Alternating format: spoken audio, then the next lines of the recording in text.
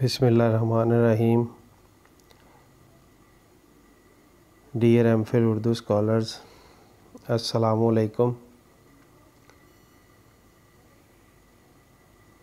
جیسا کہ آپ جانتے ہیں کہ اصول تحقیق و تدوین کے دوسرے لیکچر میں ہم نے جن عوامل کو تفصیل سے پڑھا ہے ان میں لغات، انسائکلوپیڈیاز، فرہنگ، کتب خانے، رسائل و جرائد، تحقیقی ادارے، تاریخیں، تذکرے، کتبے، یادداشتیں اور انٹرویوز کس طرح وسائل تحقیق میں بہترین انداز میں ہمارے معاونت کرتے ہیں. تو آج تیسرے لیکچر میں ہم سب سے پہلے وسائل تحقیق میں مخطوطات کے بارے میں پڑھیں گے. تو مخطوطات اہم اور معتبر بنیادی اہمیت اور حیثیت کے حامل ماخذ ہیں. یہ تحریریں کبھی تو مصنف کے ہاتھ سے لکھی ملتی ہیں اور کبھی نقل در نقل کے عمل سے گزر کر قاری کے ذوق مطالعہ کو پورا کرتی ہیں. تو مخطوطات کو عموماً 3 درجات میں تقسیم کیا جاتا ہے. ان میں سب سے پہلے مصنف کے ہاتھ کا لکھا ہوا نسخہ جس کی اس نے اصلاح کی ہو اور اس پر اپنے دستخط بھی ثبت کیے ہوں. تو ایسے نسخہ جات سب سے زیادہ مستند سمجھے جاتے ہیں. مصنف کی زندگی کے بعد کے نسخے جو اس کے نسخے یا نسخوں سے نقل کیے گئے ہوں تو تدوین متن میں یہ مخطوطہ بھی مددگار ثابت ہوتا ہے. بالائی دونوں یعنی متذکرہ دونوں عوامل میں جو 2 قسم کے نسخہ جات کی جو نقول ہیں ان کی نقول کو مستند سمجھا جاتا ہے. مخطوطے کی کلیدی اہمیت اس لیے بھی ہے کہ ان کو مصنف خود لکھتا ہے یا اپنے روبرو لکھواتا ہے. یہ قلمی نسخے ہوتے ہیں، اسی وجہ سے تدوین متن کے لیے ایک معتبر اور مستند حوالہ بن جاتے ہیں. مخطوطات کے بعد مکتوبات کا عمل دخل ہے.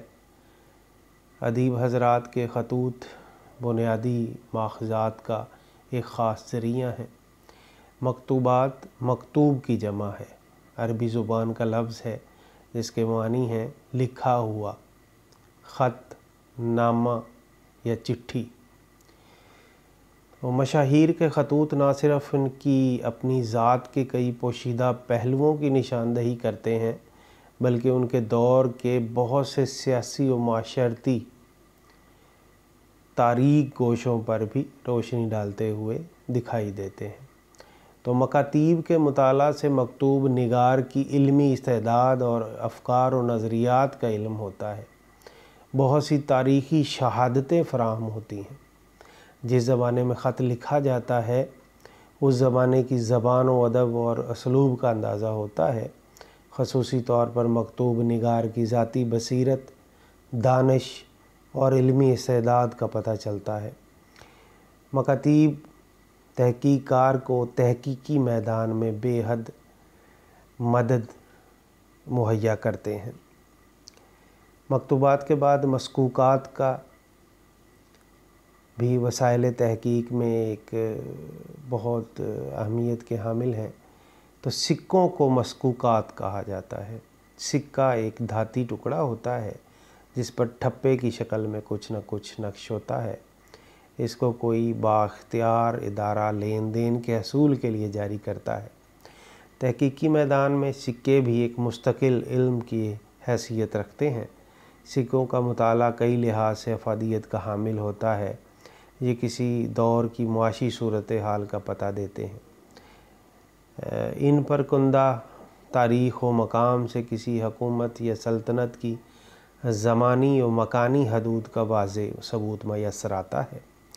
بلکہ بعض اوقات تو کسی حکمران یا خاندان کے وجود کا علم بھی ان کے دور حکومت میں جاری کردہ سکوں کی مدد سے ہوتا ہے۔ کسی دور کے فنون لطیفہ کے معیار پر بھی روشنی ان کے مطالعہ سے پڑتی ہے۔ اس کے علاوہ مختلف ادوار کے اساطیری، مذہبی، اخلاقی، سماجی اور علمی رجحانات کا بھی ہمیں بخوبی اندازہ لگایا جا سکتا ہے۔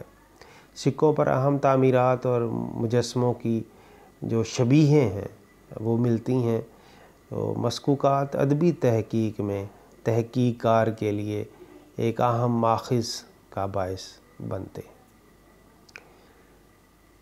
مسکوکات کے بعد ملفوظات ہیں۔ تو ملفوظات ملفوظ کی جمع ہے، عربی زبان کا لفظ ہے۔ اس کے معنی منہ سے بولی ہوئی بات کے ہیں، یعنی وہ کتاب جس میں کسی بزرگ کے حالات ان کی زبانی لکھے گئے ہوں۔ صوفیاء کرام، بزرگان دین اور اولیاء کرام کے ارشادات و فرمودات اور اقوال کو ملفوظات کہتے ہیں۔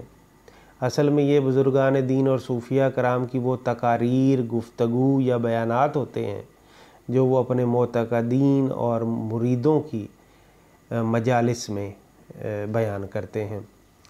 ان بیانات یا گفتگو کو سعادت مند مرید اپنے بعد میں آنے والوں کے لیے تحریری انداز میں مرتب کرتے ہیں تاکہ وہ ان بزرگوں کی عالمانہ اور اخلاقی گفتگو سے استفادہ کر سکیں۔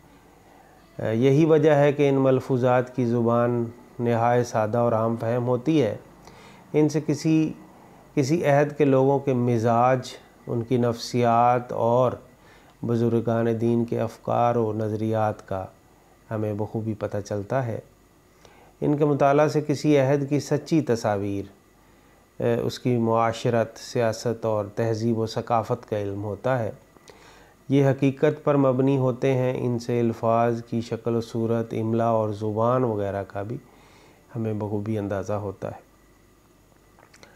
تو تحقیقی کاموں میں ملفوظاتی ادب کی اہمیت و ضرورت کو بڑی حد تک تسلیم کیا جاتا ہے۔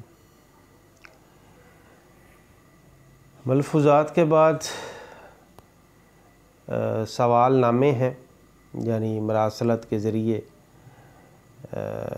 کسی بات کی تحقیق یا وضاحت طلب کرنا۔ تو سوال نامہ بھی تحقیق میں ایک اہم ماخذ کی حیثیت رکھتا ہے۔ سوال نامہ میں بہت سے سوالات ایسے ہوتے ہیں جو ٹائپ یا کمپوز یا ہاتھ سے تحریر کیے جاتے ہیں۔ یہ ڈاک کے ذریعے مختلف افراد یا کسی ایک فرد کو ارسال کیا جاتے ہیں اور اس سے گزارش کی جاتی ہے کہ ان کا مطالعہ کریں اور جواب ارسال کرنے کی زحمت فرمائیں۔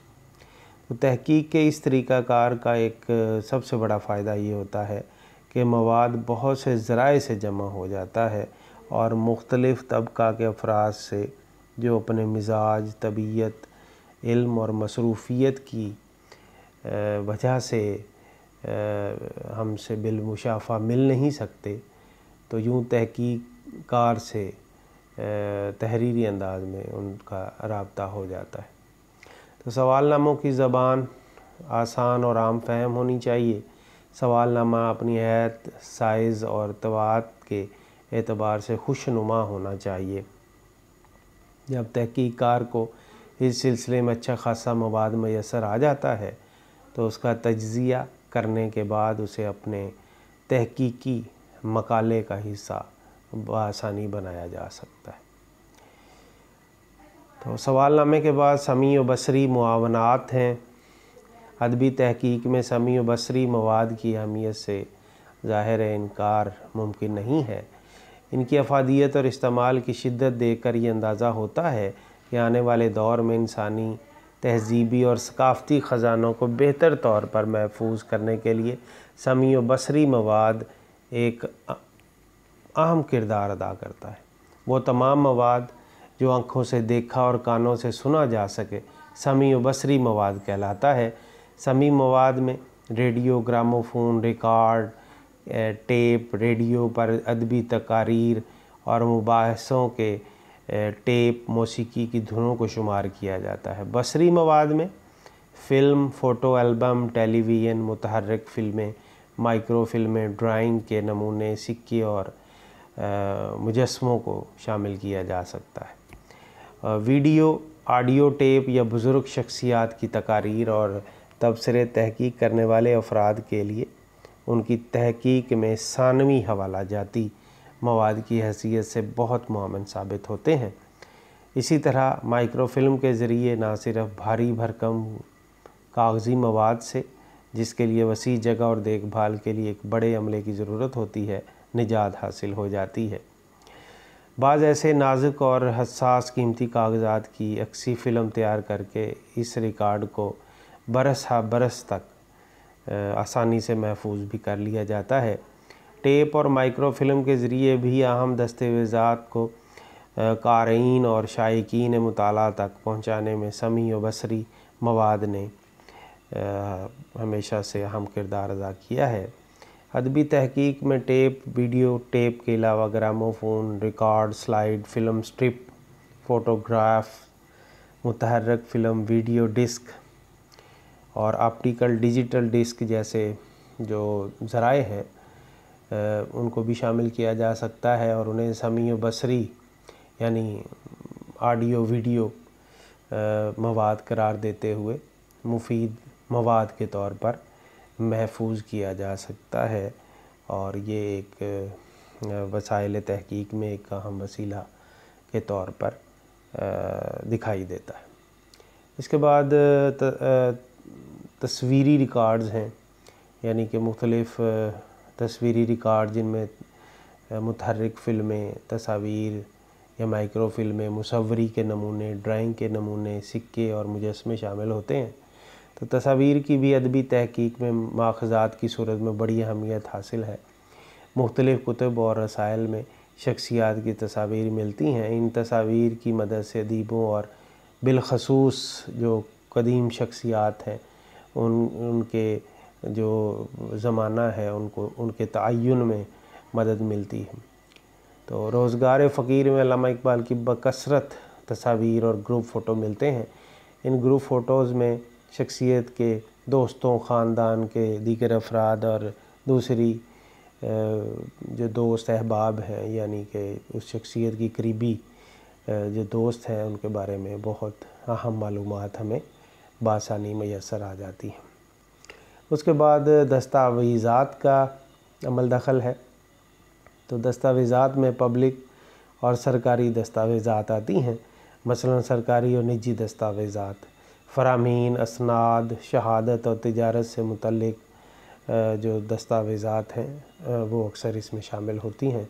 تو دستاویزات کی اصطلاح اس مخزن کے لیے بھی استعمال کی جاتی ہے جہاں دستاویزات کو محفوظ کیا جاتا ہے، ان کی ترتیب و تنظیم کی جاتی ہے اور ان کو استعمال کیا جاتا ہے۔ آرکائیوز یہ دستاویزات اس عمارت کو کہتے ہیں جہاں پر سرکاری اور نیم سرکاری ریکارڈز کو محفوظ کیا گیا ہو، یا بذات خود وہ تاریخی مواد جو مورخین کے لیے وہاں محفوظ کیا گیا ہو۔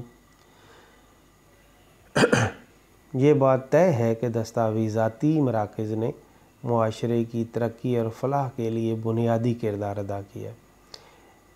ان اداروں نے نہ ایک طرف قومی ورثے کی دستاویزات کو محفوظ کرنا شروع کیا ہے، تو دوسری جانب مورخین اور شائقین مطالعہ کے لیے انہیں بآسانی دستیاب کیا ہے۔ تو دستاویزاتی مراکز قومی زندگی میں اہم کردار ادا کرتے نظر آتے ہیں۔ تو ان میں سب سے پہلے سفارتی تاریخی اسناد، ہدایات، متحرک فلمیں، خبرنامے، صوتی ریکارڈز اور اخباری تراشے جو عوامی رائے پر مشتمل ہو، انہیں محفوظ کیا جاتا ہے۔ قومی تاریخی ایسے ریکارڈ جو جنگی امور سے متعلق ہوں، مورخین کی مشہور تصانیف اور دفتری ریکارڈز، اخبار اور رسائل کی حفاظت کی جاتی ہے۔ اقتصادی تاریخ سے متعلق مزدور تنظیموں، تجارتی، صنعتی، ٹرانسپورٹ، تجارت سے متعلق جو قوانین ہیں ان کی حفاظت کی جاتی ہے۔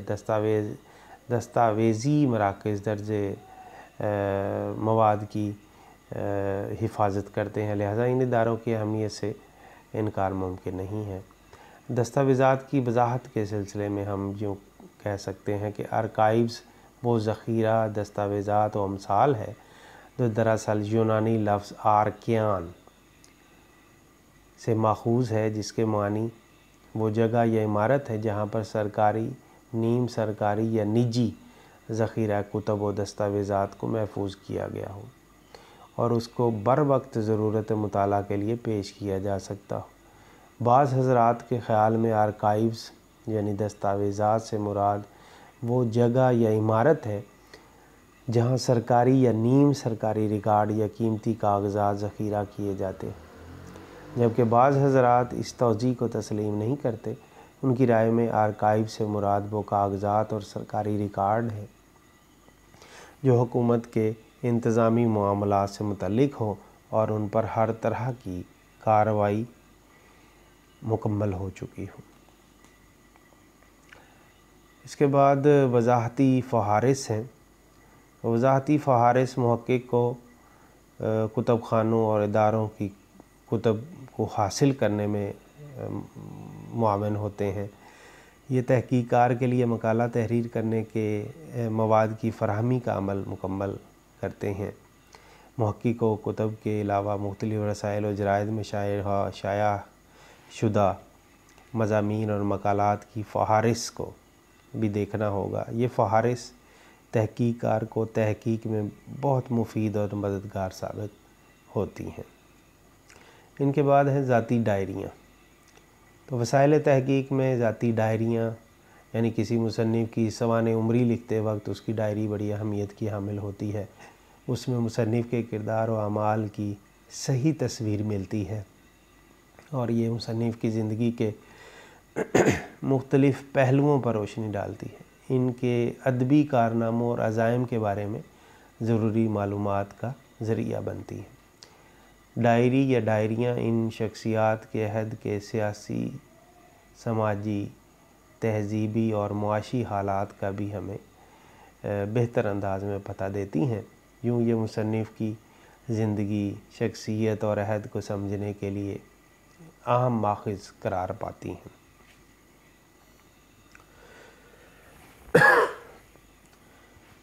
اس کے بعد سرکاری ریکارڈز ہیں۔ سرکاری ریکارڈز بھی اہم ماخذات کی حیثیت رکھتے ہیں۔ ان میں قانونی ریکارڈز، انتظامی رپورٹس، متعلقہ کمیٹیوں کی رپورٹس، اداروں کی سالانہ رپورٹیں اور رودادیں شامل ہیں۔ ان دستاویزات کو ماخذات کی حیثیت میں اس لیے اہم سمجھا جاتا ہے کہ ان کو متعلقہ ادارے پوری ذمہ داری اور پوری احتیاط کے ساتھ تیار کرتے ہیں، اس لیے ان میں کسی قسم کی غلطی کا امکان بہت کم ہوتا ہے۔ اس کے بعد غیر مطبوعہ کتابچے ہیں یعنی پمفلٹ ہیں، اطلاع نامے ہیں۔ پمفلٹ بظاہر تو غیر اہم معلوم ہوتے ہیں، مگر بعض تاریخی موقعوں پر شائع کیے گئے پمفلٹ دستاویزی تحقیق میں اہم ماخذ سمجھے جاتے ہیں۔ اس کے بعد کمپیوٹر ہے۔ کمپیوٹر کا لفظ لاطینی لفظ کمپیوٹر سے لیا گیا ہے، جس کے معنی ہے کسی دیے ہوئے ڈیٹا کو کیلکولیٹ کرنا۔ تاہم کمپیوٹر کا لفظ ان معنوں میں استعمال کیا جاتا ہے کہ ایک خاص قسم کی حساب کتاب کرنے والی مشین جو کہ ڈیٹا کو خود بخود دی ہوئی ہدایات کے مطابق بہتر انداز میں پروسیس کرتی ہے اور اسے اسٹور کرتی ہے۔ کمپیوٹر ایک اہم تکنیکی اور جدید مشین ہے۔ کمپیوٹر نہ صرف آدمی کی کیلکولیشن کرنے کی صلاحیت کو بڑھاتا ہے بلکہ وہ اس صلاحیت کو بھی بڑھا دیتا ہے کہ ڈیٹا کو کسی جگہ پر اکٹھا رکھا جا سکے اور ضرورت پڑنے پر کسی میڈیا یا کسی واسطے کے ذریعے منتقل کیا جا سکے۔ کمپیوٹر ٹیکنالوجی نے آج ظاہر ہے ہر میدان میں اپنا لوہا منوا لیا ہے اور ہر طرف انقلابی کیفیت پیدا کر دی ہے۔ طباعت و اشاعت کے میدان میں خاصی تبدیلیاں ہمیں دیکھنے کو مل رہی ہیں، خصوصاً خطاطی کی جگہ کمپوزنگ اور مصوری کی جگہ ڈیزائننگ نے لے لی ہے۔ آج بیشتر کتب کمپیوٹر پر ہی کمپوز کی جاتی ہیں اور بیشتر کتب کے جو سرورک ہیں یعنی ٹائٹل پیج ہیں وہ کمپیوٹر پر ہی ڈیزائن کیے جاتے ہیں۔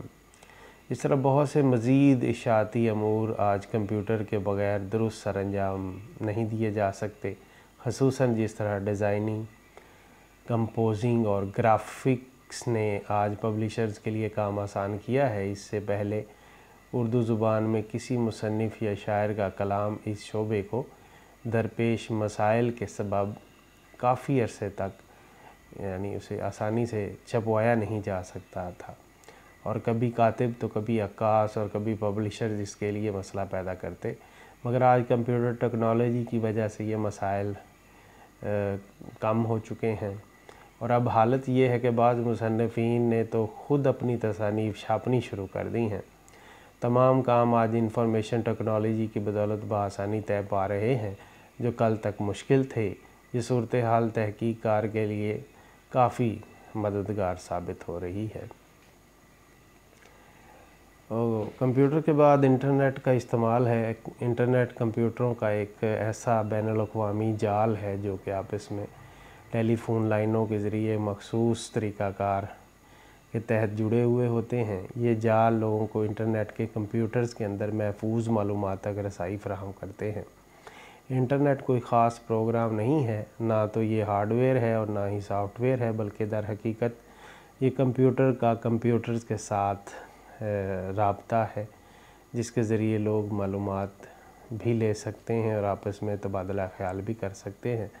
مثال کے طور پر حکومت دستاویزات، ادبی و سائنسی، تحقیقی، کاروباری جو پروجیکٹس ہیں ان پر آپ بآسانی ان کے معلومات کا تبادلہ کر سکتے ہیں۔ اس کو برقی خط بھی کہتے ہیں، یعنی ای میلز، اور کمپیوٹر کا پروگرام بھی انٹرنیٹ کے استعمال کے لیے یعنی ظاہر عمر کی حد کوئی مقرر نہیں ہے، اسے ہر عمر کا شخص اور ہر خاص و عام استعمال کر سکتا ہے۔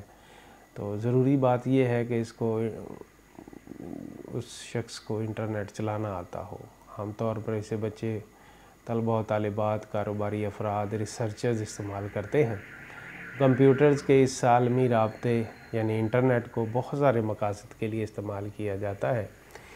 ان میں سے چند ایک جو کہ آپ بھی جانتے ہیں یعنی ای میلز ہیں، نیوز گروپس ہیں، ورلڈ وائڈ ویب ہے، فائل ٹرانسفر پروٹوکول یعنی FTP ہے، انٹرنیٹ ریلے چیٹ ہے، internet phone, internet fax, video conferencing ہے، ویب ای میل، انٹرنیٹ پر مختلف سائٹس جن میں ہم بہت سارے تعلیمی اور آج کل جدید جو ای لائبریریز کا جو استعمال ہے وہ بھی انٹرنیٹ کے ذریعے بہت بڑھ گیا ہے۔